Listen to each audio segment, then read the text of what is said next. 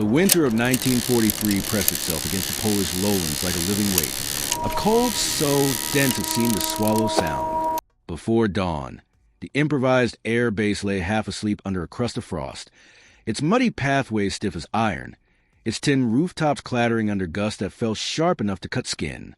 The war had drained the place of color. Everything was washing gray, from the sagging barracks to the skeletal trees at the perimeter.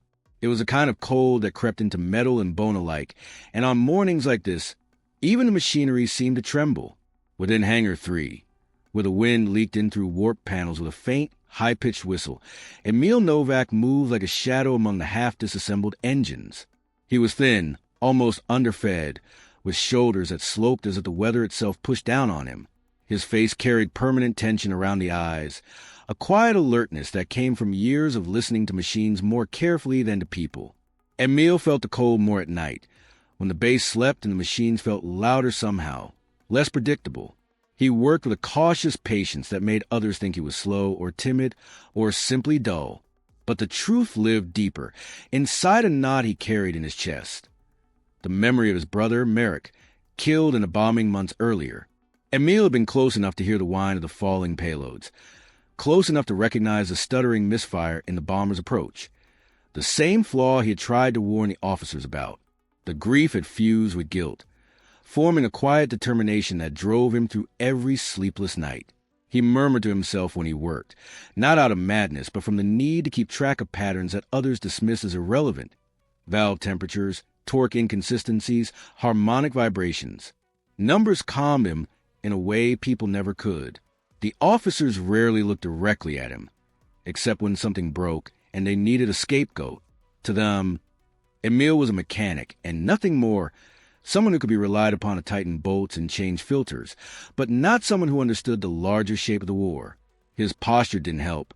He kept his head down, avoided eye contact, and chose silence over conflict. Many assumed he simply lacked confidence or imagination. Yet within him burned a restless intelligence, as sharp as the winter air outside, seeking patterns, weaknesses, and possibilities. He noticed things others never saw, the way frost change an engine's pitch, or how an improperly balanced propeller created a tremor like a skip heartbeat. He carried every detail like a secret. That night, only hours before the chain of events that would redefine him, he examined a newly captured German fighter engine. It lay across a workbench under dim lamps, its metallic ribs exposed, its casing dented but intact. Emil traced a gloved finger along the frame, listening, not with his ears alone, but with the intuitive part of him that sensed machinery like an extension of his own nervous system. There was something wrong buried deep inside this engine, a faint rhythmic tremor that shouldn't exist. At first he thought it was leftover damage, but a vibration repeated with eerie precision, like a coded message humming inside the metal. Micro-vibrations, subtle, cyclical, unmistakable. He froze, focusing. The tremor wasn't merely a flaw. It was a vulnerability. If this engine shared components with the rest of the incoming German aircraft, then they all carried the same hidden instability. And if the frequency could be manipulated, shifted, amplified, distorted, then the flaw could be exploited. His breath caught in his throat. He saw, in one sudden flash, the outline of something bold and impossible. Outside, the wind howled across the frozen fields. Inside Emil's mind, a storm of another kind formed. He didn't yet know how to build it, or if it could even work. But for the first time since his brother's death, he felt a flicker of something powerful, a sense of direction, terrible and electrifying. The hours before dawn ticked forward. And as the command headquarters prepared to announce the incoming German offensive, Emil knew, without anyone telling him, that his discovery would change everything. If anyone would listen, the announcement of the German offensive arrived not with urgency, but with a strange, resigned quiet, as if the officers themselves were too exhausted to raise their voices against what was coming. Word spread to the base in fragments. 14 enemy fighters, stagger waves, reconnaissance confirming a direct route over their position. For most of the soldiers, it meant another hopeless defense, another night of listening to the distant thunder of engines without enough resources to push back. But for Emil Novak, standing alone beside the captured engine with his breath foggy in the cold, The news struck like a hammer to the chest. If the Germans attacked with their full formation, and if the base had so few operational planes left, then the small defect he had discovered was not just interesting, it was essential. It was the one thread he could pull to unravel an entire assault. He carried the information to the supervising lieutenant, speaking in a voice that wavered despite his efforts to sound steady. He explained the cyclic microvibrations, the potential to exploit them, the need to build a system that could emit tuned pulses of sound and light to interfere with the sensitive readings inside the enemy aircraft. He spoke quickly, with the urgency of someone who knew the clock was already bleeding away seconds. But the lieutenant's face hardened with impatience. To him, Emil was still just a mechanic, not someone who devised strategies or suggested unprecedented defensive measures. The man dismissed him with a curt gesture, insisting that the base would rely on conventional tactics. The few anti-air guns they had, the handful of pilots still healthy enough to fly, and the hope that the storm clouds on the horizon would slow the German advance. When Emil walked out into the frigid air after the meeting, his pulse thrummed with frustration. The officers didn't understand the frequencies, the patterns, the physics whispering inside those German engines. They didn't understand that the flaw wasn't theoretical. It was measurable, predictable, exploitable. The sense of guilt that had haunted him since Marek's death tightened around him like a vice. He could watch another wave of destruction tear through men who trusted him to keep their machines alive. He couldn't let the officers' arrogance seal the fate of the entire base. The choice crystallized in that moment, simple and brutal. Obey the chain of command and watch hundreds die, or trust the strange, stubborn insight that had been brewing in him since the beginning of the war. He chose the second. He found two soldiers in the maintenance wing, Tomasz and Boris, men who were young but already worn thin, their hands trembling from cold and fatigue. They had worked with Emil enough to trust his instincts, even when they didn't fully understand them. When he told them what needed to be built, an improvised array of reflectors, scavenged antennas, and engine components repurposed into emitters, they exchanged uncertain glances. It sounded insane. Even Emil knew how reckless it all seemed. But the fear in his voice, the urgency burning in his eyes, convinced them. The three men set to work inside the semi-lit hangar, the wind groaning around the walls like a warning. The process was chaotic. Emil dragged broken antenna rods across the floor, sparks flying as he sawed off damaged tips. Tomasz rewired junction boxes with numb fingers, skin tearing as he forced cables through rusted conduits. Boris soldered fractured plates, the smell of burning metal mixing with the icy draft from outside. Every part was scavenged from something else. Scraps of taken apart engines, shattered communication rigs, even reflector lenses from old searchlights stripped of their housings. Emil recalibrated frequencies using nothing but an outdated voltmeter and his memory of the engine's tremors. He murmured numbers under his breath, mapping invisible patterns across the room as if sketching diagrams in the air. What they were building had no blueprint and no precedent. It was a machine born of desperation, a hybrid of physics, intuition, and grief. And as the hours passed, the tension grew.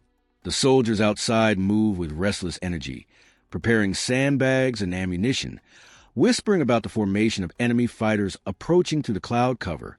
Every so often, a distant rumble carried across the fields, a low echo that felt like the early heartbeat of something monstrous drawing nearer. Emil's thoughts drifted constantly to Marek. He remembered the sound of that bomber, the stutter he had recognized, the defect no one had cared to hear about. He remembered the smell of smoke, the heat, the way the world had gone quiet after the explosion. He remembered holding the scrap of metal they had given him as a keepsake, a cold shape that had no right to replace a brother. Tonight felt like a chance, not to undo the past, but to keep the memory from becoming a curse that dictated the future. By the time the makeshift device finally stood assembled, a web of wires, angle plates, and trembling coils, it looked less like a machine and more like something excavated from a forgotten battlefield. Emil wiped grease from his face and stared at it, feeling the weight of the moment settle over him. If the calculations were wrong, if the timing failed, if the German engines didn't respond as predicted, then the base wouldn't just fall. They would be executed for tamper with military equipment, for acting without authorization, for daring to invent something without permission. But if it worked, even for a moment, it could change the course of the night. Outside, the first distant roar of approaching aircraft trembled through the wind. The countdown had begun. The German fighters did not appear all at once. They arrived the way storms do. First as distant murmurs carried through the frozen air, then as pulses of vibration across the earth, and finally as a growing roar that pressed against the ribs of every man on the base. The clouds overhead hung low and heavy, turning the world into a dim, shifting tunnel of gray. Snowflakes drifted unevenly in the wind, swirling like ash around the silhouettes of the watchtowers. Soldiers tightened their gloves, adjusted their rifles, steadied shaking hands. No one spoke. No one dared. They all understood the math. 14 fighters against their dwindling defenses meant annihilation. In the middle of the courtyard, hidden behind crates and fuel barrels, Emil and his 2 companions made their final adjustments to the device.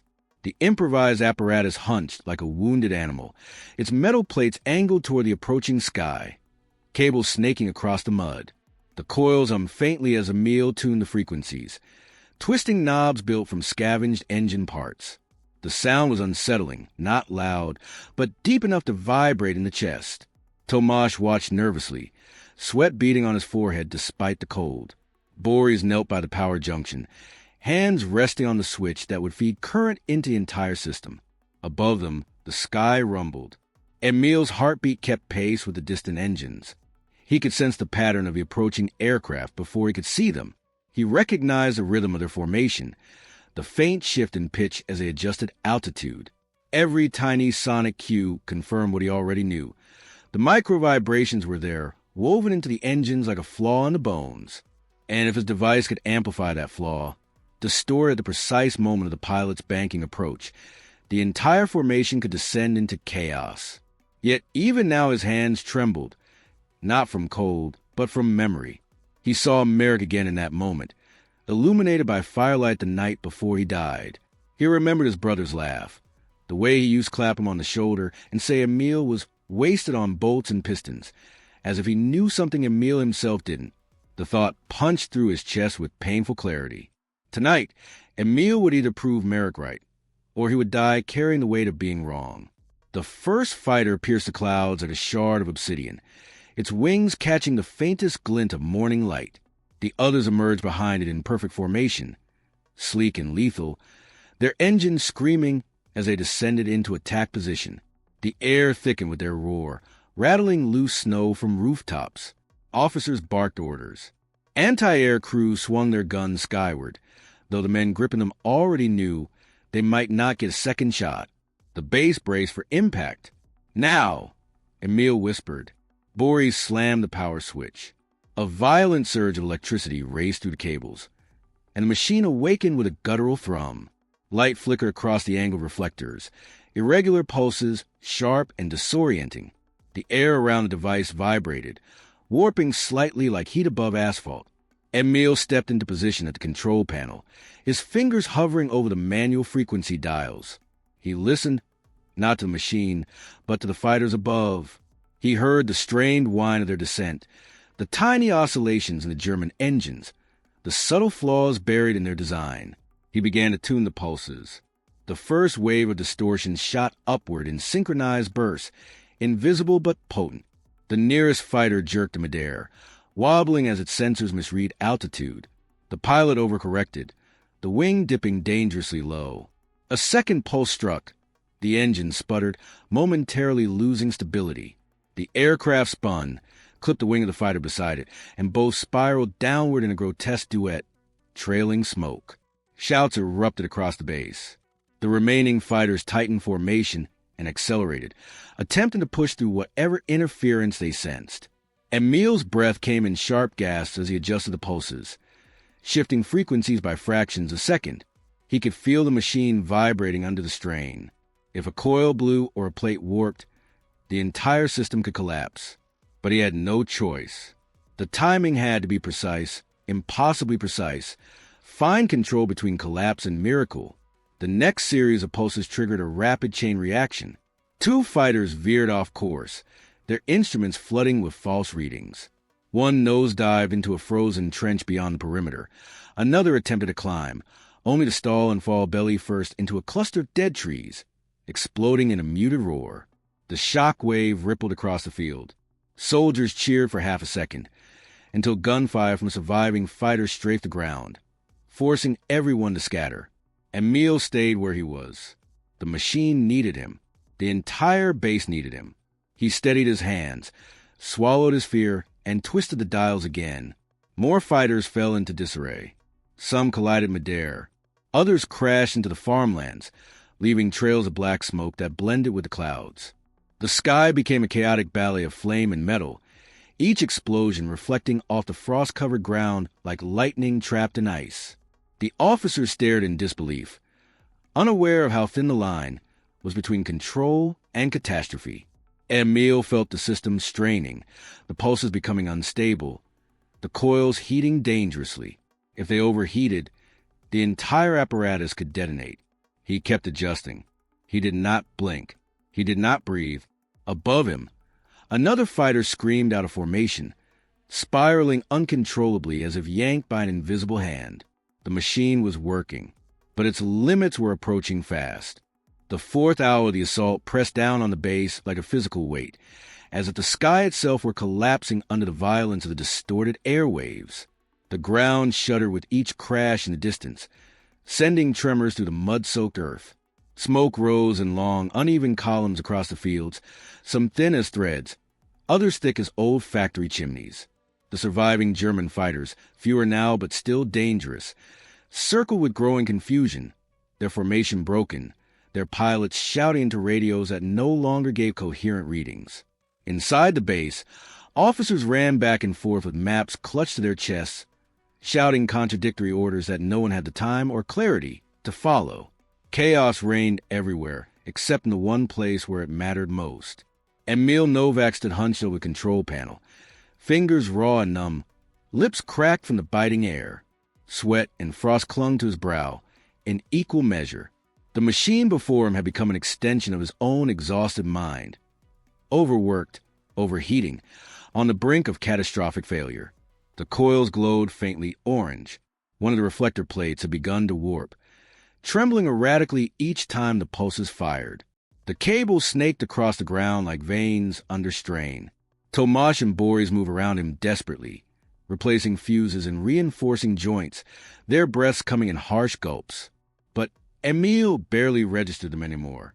His entire focus lived inside the frequencies humming beneath his fingertips. Every few seconds he adjusted the dials by instinct, guided by the subtle shifts in the lagging engine tones above. His hearing had sharpened into something half-human, half-machine. He could detect when a fighter banked too sharply, when a pilot tried to climb, when a feedback loop inside an engine reached critical instability.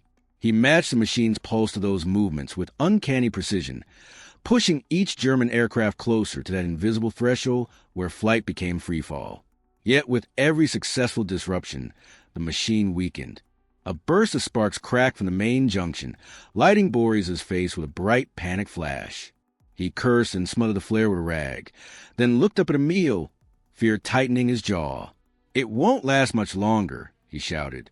His voice was nearly drowned by the overlapping roars of descending fighters. Emil didn't answer. He couldn't. His throat had tightened with the realization that they were reaching the point where the device might turn against them. If it overloaded, the explosion would cut through half the base and him with it. But if he reduced the pulse strength to compensate, the remaining enemy fighters would recover, regroup, and rain destruction on everyone still alive. The dilemma pressed into his skull like a vice. He forced himself to remember Merrick, the warmth in his smile, the reckless courage that used to irritate and inspire him in equal measure. Merrick would have acted without hesitation, choosing risk over surrender every time. Emil felt that echo surge through him, steadying his hand. Another fighter broke through the clouds, engine screaming, as if trying to claw its way out of the interference field. The pilot fought the controls, desperate to stabilize. Emil listened to the stutter in the aircraft's pitch. The same flaw he had recognized nights ago, the same flaw no one else had cared to notice. He tuned the frequency slightly higher. The machine emitted a violent pulse. The fighter lurched, lost altitude, skimmed the treetops, and then exploded behind the ridgeline in a burst of flame that briefly illuminated the horizon. Tomasz flinched. "They're going to call reinforcements if any of them escape," he said. "They'll know something unnatural happened here." "They already know," Emil replied, his voice rough as gravel. He swallowed hard. "So we finish this now." A sudden crack snapped through the air, a sound like bone breaking. One of the main coils had split along its seam. The machine faltered, stuttering between pulses. The lights flickered. A cold wave of dread washed over Emil. If another coil failed, the pulse pattern would collapse entirely. They would be defenseless. Boris lunged toward the damaged coil, but Emil grabbed his arm. "No, if you touch it while it's active." But Boris pulled free. He wrapped his scarf around his hand and, without waiting for permission, jammed a metal wedge beneath the coil to keep it from collapsing onto the wiring below. The heat scorched through the fabric. He cried out in pain but held the wedge in place. Emil felt a sharp stab of guilt. This younger man risking his life for a machine no one outside this hangar would ever understand. A cluster of fighters began another approach. This time they came low, sweeping in a tight arc that would take them across the heart of the base. Emil braced himself. The machine shuddered under the strain as he dialed in the highest pulse intensity yet. For a moment, the air seemed to twist, the sound warping into a metallic groan that bled into the sky. The pulse surged upward, invisible but immense. 3 fighters convulsed mid-flight as their instruments spiraled into chaos. One clipped the tail of another. Both tumbled like broken toys. The third tried to pull up but stalled, descending in a wobbling descent that ended in a muted explosion beyond the farmlands. The machine screamed as if alive. The entire structure rattled. Emil's vision blurred. Black dots swam across his sight. The cold air seemed to vanish, replaced by burning heat from the overworked coils. Tomasz grabbed him, steadying him before he fell. "Just a few more," Tomasz whispered, though his voice cracked with doubt. Emil blinked hard and forced his focus back. The frequencies shifted. Another pair of fighters roared overhead, gunning straight for the tower that held the base's last functioning radio. If they destroyed it, communication would be severed and reinforcements, if reinforcements ever came, would never know they were still alive. He twisted the dials one final time. The machine discharged a pulse so intense it momentarily silenced every sound on the field. The air vibrated like a struck bell. The 2 fighters jerked violently out of formation, wings shearing under the sudden pressure. One crashed near the perimeter fence. The other plummeted into the frozen marshland, disappearing in a plume of steam. Only 2 fighters remained, and the machine was dying. Emil knew he would need to push it beyond its limits, risking a failure that would annihilate everything around him, if he wanted to end this before dawn. He inhaled, deep and steady. "Merrick," he whispered, "guide my hands." And he prepared for the final push.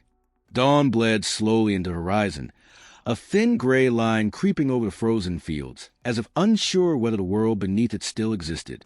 The base lay half-shrouded in smoke, half-preserved in frost, suspended between ruin and survival. Only 2 enemy fighters remained in the air, their engines circling with an erratic, wounded pitch. They moved like predators too injured to hunt, but too stubborn to flee. Emil Novak stood before the dying machine, his breath shallow, his body trembling from exhaustion. The ground beneath him vibrated faintly with each failing pulse. The coils glowed a dangerous, pulsing red. He knew the device had reached the edge. One more overload, one more spike in frequency, and it could tear itself apart. Tomasz and Boris hovered behind him, their faces drawn and pale. They had burns on their hands, grease smeared across their cheeks, fear etched into the lines of their expressions. They were young, too young for a night like this, yet they had followed Emil into a place where logic had no authority and only instinct could guide them. The officer still had no idea what he was doing. No one outside the hangar understood the scale of catastrophe they had narrowly avoided or the thin thread holding the world together at this moment. But Emil understood. He felt it in his bones, in the tremor in his fingertips, in the ache building behind his eyes. The last 2 fighters began their final dive. They descended sharply, engines howling with fury. The pilots had abandoned formation entirely. Their approach was reckless, almost suicidal. They must have realized that their instruments were unreliable, that something unnatural was attacking their systems. They must have decided to rely on instinct alone, visual targeting, raw aggression, the last resort of men who sensed the ground slipping out from beneath them. Emil steadied his stance. He could feel the machine shudder in anticipation, like a creature trying to rise on broken legs. He twisted the first dial, then the second, calibrating frequencies he could barely hear. The sky rumbled. The ground seemed to lean beneath him. The cold bit at his skin, yet heat radiated from the machinery in waves. Every instinct in his body screamed at him to stop, to shut down the system before it exploded. But another voice, quieter, steadier, guided him. Marek's voice, that warm memory buried deep inside him, telling him to trust a strange, improbable path that had brought him here. The fighters screamed lower. One unleashed a burst of gunfire that tore across the yard, splintering crates and ricocheting off metal beams. Soldiers dove for cover. Emil didn't move. He kept his eyes fixed on the oscillation gauge, watching the needle flutter on the boundary between stability and chaos. He inhaled the icy air. "Boris," he said quietly, "when I tell you, cut the main power, not before." Boris swallowed hard, nodding. "You'll be too close." "There's no time," Emil interrupted, not unkindly. "Just trust me." He tightened his grip on the tuning lever. The first fighter passed directly overhead, so low its shadow cut across the yard like a blade. Emil caught the stutter in its engine, the micro-vibration pattern that had haunted him since the moment he discovered it. He tuned the pulse. The machine convulsed. A violent wave of sound and light surged upward, invisible but immense. The fighter buckled mid-flight, wings vibrating as if struck by a hammer. Its nose dipped. For a moment, it seemed like it might recover, like the pilot was fighting with every ounce of strength left in him. But the interference deepened. The vibrations multiplied. The aircraft twisted sideways and smashed in the far end of the base's abandoned runway, exploding in a monstrous flash that painted the frost orange. Only one fighter remained. It came from the east, sweeping around the hangar in a wide arc. Emil tuned the machine again, forcing the dying device to respond. But the coil he'd feared all night finally gave way with a sharp, splitting crack. Sparks erupted in a blinding shower. The machine shuddered violently as one entire section sagged sideways. Tomasz lunged to support it, teeth clenched against the heat. "It won't hold," he shouted. "It only has to work once more," Emil replied. The fighter descended. Emil listened, truly listened, to the pitch of the engine, the slight asymmetry between its left and right turbines, the faint whine of its altitude stabilizer failing under the strain. He remembered the first engine he had examined, the whisper-like vibration no one else had noticed. He remembered Marek. He remembered why he was here. He made the final adjustment. "Boris," he whispered. "Now." Boris slammed the power cutoff. The machine unleashed its last breath, a single, enormous pulse that rattled the air like a shock wave. The cable snapped, the reflectors buckled, the coils screamed and burst apart. The device collapsed into itself with a hiss of smoke and molten metal. Above, the final fighter twisted violently as its controls failed. It wobbled, banked too hard, and clipped its wing against a skeletal radio tower. The aircraft spun down in a spiraling descent and erupted in a muted crash beyond the southern field. Silence spread across the base. Real silence. Not the pause between explosions, not the breathing space between engines, but a profound, almost sacred quiet that follows survival. The machine was dead. The attack was over. Tomasz collapsed to his knees. Boris sank into the mud, shaking. Emil stood still for several seconds, staring at the smoking remains of the device.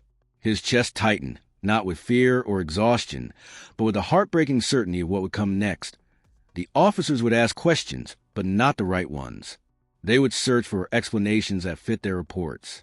And when they could not find any, they would bury the truth to protect themselves from retaliation. His name would not be written. His invention would not be discussed.